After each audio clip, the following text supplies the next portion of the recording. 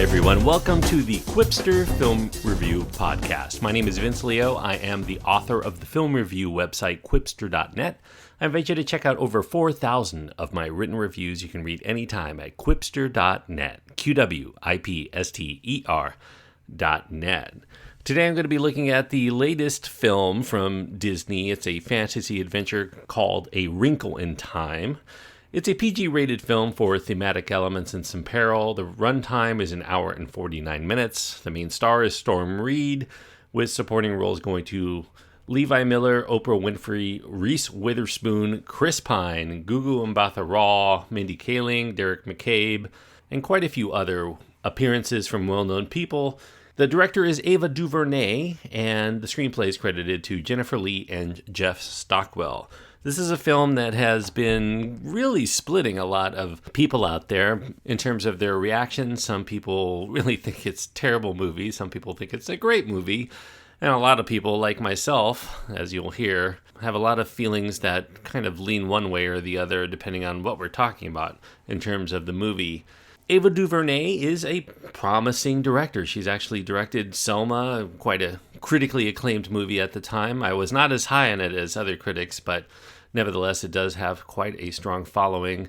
I was much more into 13th, her documentary. I thought that was one of the best films of a couple of years ago.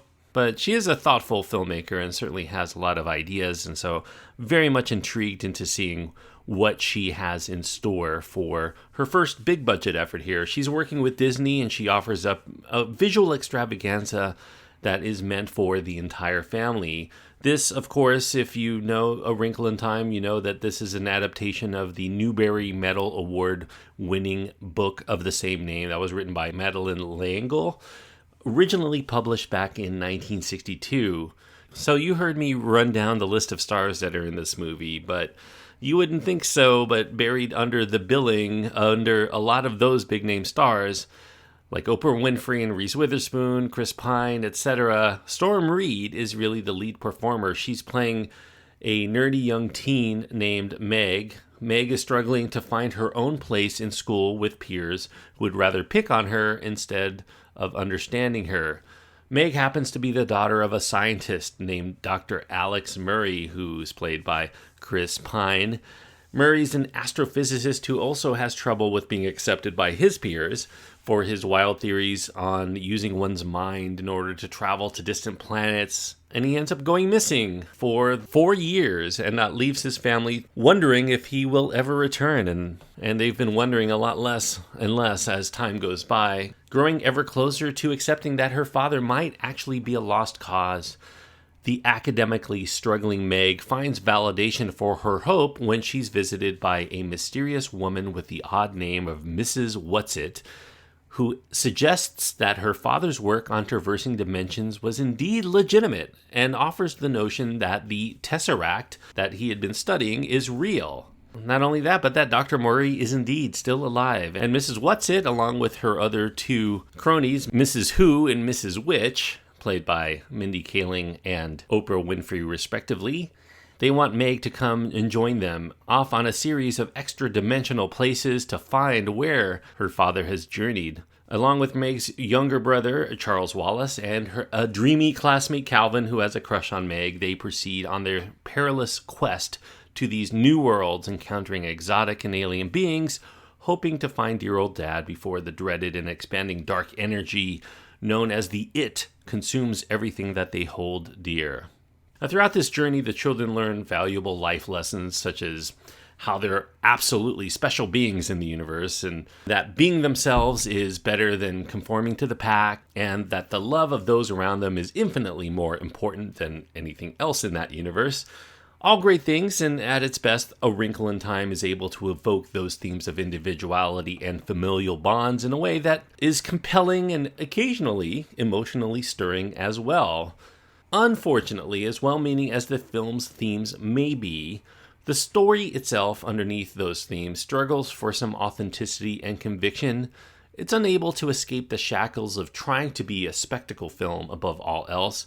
It pushes forward an attempt to dish out a cosmic odyssey that struggles to retain a personal core for its main characters underneath the unconvincing CG environs and some rather annoying larger-than-life characters that these earthly children encounter along the way. Ava DuVernay, she's working with a script from Jennifer Lee and Jeff Stockwell. She makes an attempt to set things up through a prolonged introduction to Meg and her family in the first half of this film.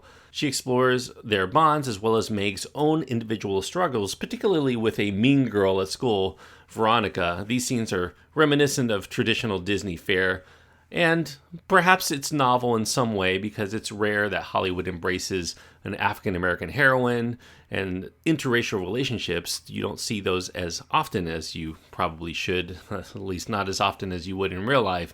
But I think that here the filmmaking is a little bit off because I don't think that they quite do a good job in terms of contrasting the mundaneness of normal life as compared to the rip-roaring extraterrestrial fantasy that permeates much of the second half of this film. It all seems kind of a fantasy from beginning to end, and I think it's to its detriment.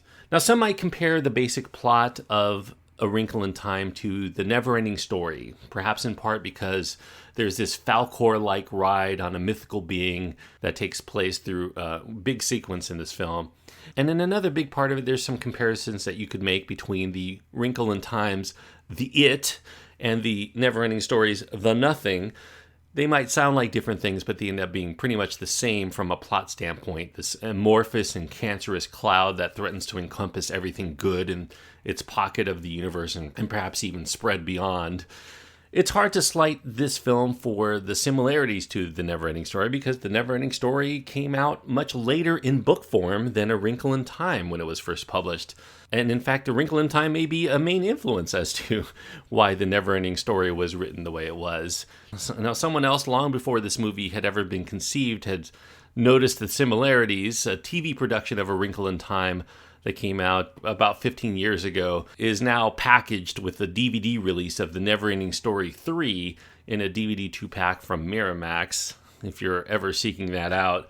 The home sequences, the ones that are there on Earth, feel a little bit too far removed from reality still, residing firmly into typically homogenized and orderly Disney trappings that are nice and comforting and yet distancing to our ability to believe Meg's family, her home, her school, her situation in life isn't wholly processed for quick and easy digestion in that Disney way. Soundtrack selections are predominantly pop-driven. You'd expect that from a Disney film, but there is some maturity shown, and obviously DuVernay probably leaves her stamp there because she includes a sophisticated soul act like Sade during a key moment in the reprise for the end credits of that song. So kind of a curveball there. The otherworldly scenes try to be eye-popping and wildly colorful, and there's some ingenuity to some of the conceptual design work, and yet the effects work is also, for me, a liability because it often looks very cartoony and rubbery and murky, and the lighting is really bad during some of the scenes. And even when there are CG elements that are bright and colorful, it looks obviously made on computers in most details rather than something you might find in reality. And if we can't buy the environs are real and the characters within those environs seem overly idealized and without much depth, there really isn't much here to root into from a story standpoint to carry us all of the way through without giving the film every benefit of the doubt along the way. As the children are whisked from place to place, including a prolonged flight sequences that I mentioned, we should feel awe, we should feel a sense of fun, we should feel adventure, and yet their motivations, their observations make little sense in those smaller moments. And the grander themes of the film, while something to champion independently of the story, they're pushed aside for prolonged spells in order to provide sequences of action and adventure that distract from more so than they enhance. There are shortcuts here that get taken in order to check every box necessary for this adventure.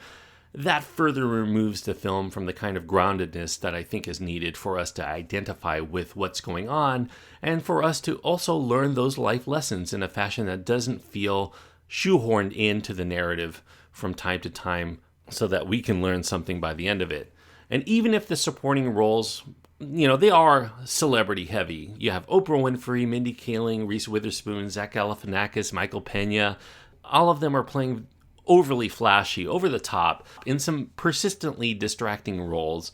Nevertheless, I do think A Wrinkle in Time does have nice actors to tout. it is an especially fine performance from Storm Reid as the lead. I think that impresses the most among a cast of top-flight comedians and Oscar-winning actresses. And if the story works at all, I think it's due to our ability to identify with Meg's story arc. So Storm Reid's performance should be considered absolutely critical to one's enjoyment of the film overall. And if there's anything I can praise the film on, it is for that performance. And speaking of performances, although his performance doesn't require as much as Storm Reid's, Derek McCabe, who plays Meg's fearless younger brother Charles Wallace, he's likely going to be seen as a delight among many who partake of this film. He's as cute as a button and very appealing in that way. My 6-year-old daughter, thought he was the cutest thing. So it's kind of a surprise when things turn dark, and it's how unnerving it is to observe Charles Wallace's personality change significantly, encroaching into territory that kind of reminded me of the toddler turned psycho at the end of Pet Sematary, although this is really a PG-rated version of that character. The first half I feel is very uneven. The second half breathes a little bit easier than the first, and I think that's partially due to the frequent changes in vistas, and partially because we also get less distraction, less jokiness in the climax through Meg's quest to find her father, and we get those themes, those familial bonds, and also some intrigue as to where the story is going to go at that point. So I do think that second half works better. Maybe it's a little bit truncated. Maybe they should have offered more of the exploration and a little bit less of the setup, and perhaps that balance would have ended up making this a good film, because as long as the film stays close to its theme of family, it finds a groove. Yet I think DuVernay and company want to make this a mind-warping and consummately exhilarating intergalactic adventure to wow us in our seats or to take us away to another time and space. And it ends up floundering to inspire us to want to explore beyond our current existence because it doesn't seem real. And that disconnection with reality means that the themes of the film don't really hit as hard as it would if we really bought into these characters, if we really bought into the story, if we really bought into those situations to compel us and for us to connect with it. So perhaps if the film were more about those characters and less about the ride those characters take, some of the many wrinkles that are within this story could have been ironed out for a smoother entertainment overall. I have a lot of mixed feelings when it comes to A Wrinkle in Time. I like some aspects, I really didn't like some aspects. So all in all, it's really not a film that I can wholeheartedly recommend, although I do think that some people will find this entertaining if they're willing to overlook some of those things that I personally think are some of the film's weaknesses. So I'm going to give the film 2.5 stars out of 4. 2.5 stars on my scale means that I feel like this is a film that had the goods, it had the tools, it had the talent to be actually a good film. Certainly you had all of the acting talent you could want. You have a really good director at the helm. You got a lot of money behind it with Disney. It never really sustains a prolonged groove for long enough for us to get really rooted into what's going on. It has a lot of those ideas, but somehow the balance is not quite there between the spectacle movie and the interpersonal story of a girl maturing and also finding out what's important in life. It gets kind of lost along the way. Now, obviously, everybody's going to have their own opinion on this movie, and if you've seen A Wrinkle in Time, I'd love to hear what you have to say. You can write to me. You can find my contact information at my website. You can go to quipster.net, QWIPSTER, and let me know what you think of A Wrinkle in Time. I'd love to hear about that, and if you have any other observations I haven't made. And don't forget, I also do another podcast covering films of the 1980s. Speaking of A Never-Ending Story, I'm probably going to get into that fairly soon, especially since right now I'm into some of those fantasy films of the 1980s. I just recently covered the animated film The Last Unicorn, and speaking of The Last Unicorns, I'm also going to be reviewing Ridley Scott's Legend, and that's one of Tom Cruise's early films. So do a search for Around the World in 80s Movies on whatever podcast site that you're listening to this one on. Until next time, thank you everyone for listening, and I hope that you enjoy your time anytime you get to go to the movies.